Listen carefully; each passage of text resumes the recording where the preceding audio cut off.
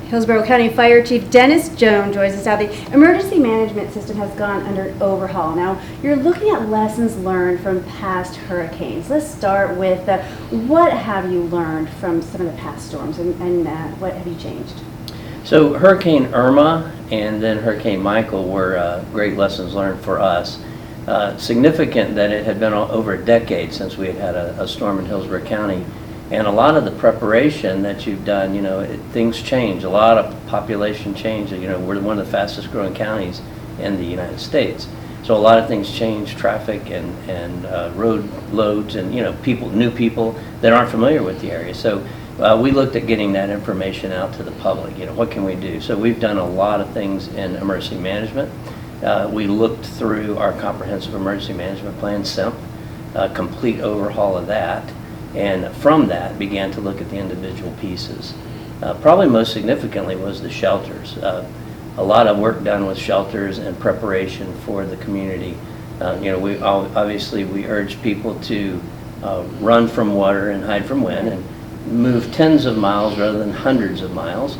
And if possible, have a plan to go stay with a friend or a relative because a shelter is not going to be the most comfortable place to stay. But a lot of our efforts in the off seasons since Irma and Michael have been dedicated towards training and preparing our shelter support. And you mentioned training. How has training changed for those storms and responding to them? So significantly, we've trained hundreds of employees in Hillsborough County. Every county employee is asked to sign up to be a part of the emergency response team. And so we've trained hundreds of people, 600 or 700, to do shelter support, management and support in the shelters. We've also trained people to be call takers. We've enhanced our call taking system for the activations, and probably more significantly, we've secured the supplies to support all the shelters.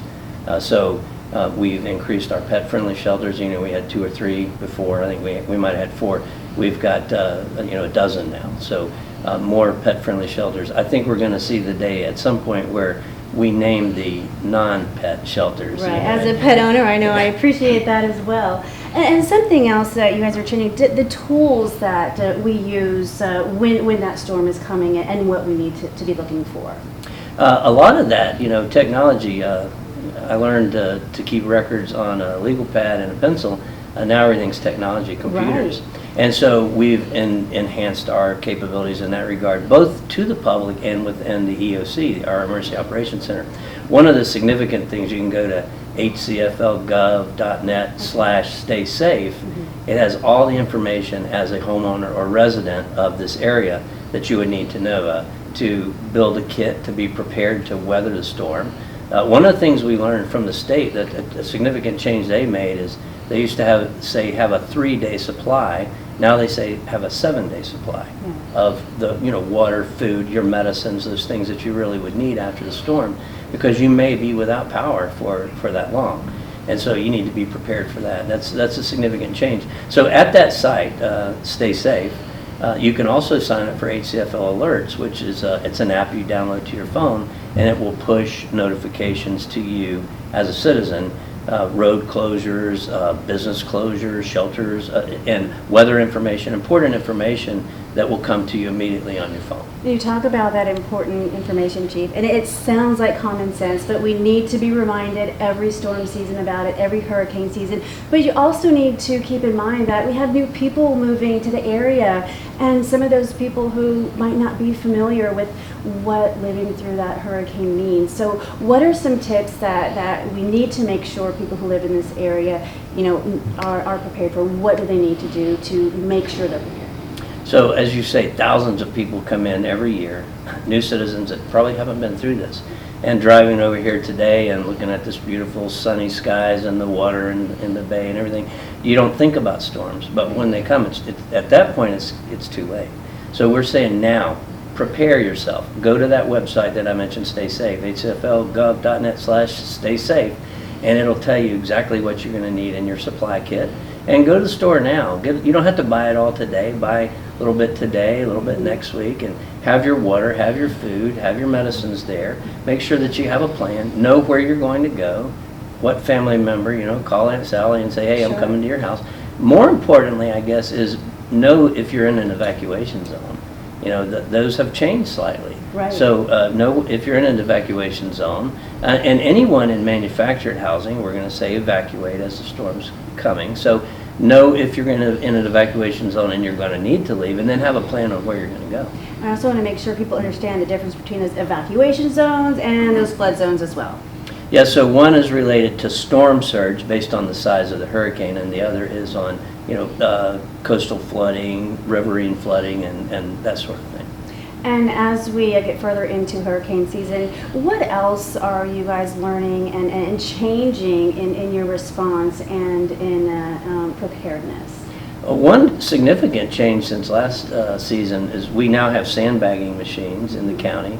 They'll do like 900 bags an hour. Wow. We task that now to the Parks Department. They have more employees and more locations. So we can have those sandbags prepared for the citizens when they come up. They're not having to grab a shovel and you know, get out there and pack it themselves. So there'll be prepared sandbags. They just come in and get their allotment and take them to their home and do what they need to do. And also the technology for our damage assessment teams. We have a couple of programs that we use on iPads for our responders, code enforcement, and fire inspectors, firefighters. They'll go out into the field and they can take pictures of damage, and it automatically geolocates it, latitude, longitude, and then it posts it up to a map in the EOC, a mass map that has every area in the county that there's damage. That's significant because now we know what areas of the county are most affected. And that's where we're going to move our push teams and start trying to get the roads cleared and take care of the citizens, and you know, that's where we'll focus our attention so that we can get our community back to normal. You know, we're looking at how resilient are we, how quickly can we get things back to normal. And your responders see that devastation firsthand, and when those evacuation alerts get put out, how do you stress to people to listen to them? I saw it firsthand at Hurricane Michael, and they're like, oh, right out the storm. But how do you stress to them to listen to those warnings, to listen to the messages when they're put out there by authorities? That's, and that's a very precarious position that we're in. So we want to give them the alert. We want to let them know in advance. The problem is, you know, you get this cry wolf, you say go evacuate, and then it doesn't hit us, and we've been very fortunate in this area. But what we hope is that the public trusts us, right, and listens to what we say. We saw that happen in Irma, and that was very encouraging. Chief, thank you so much for joining us.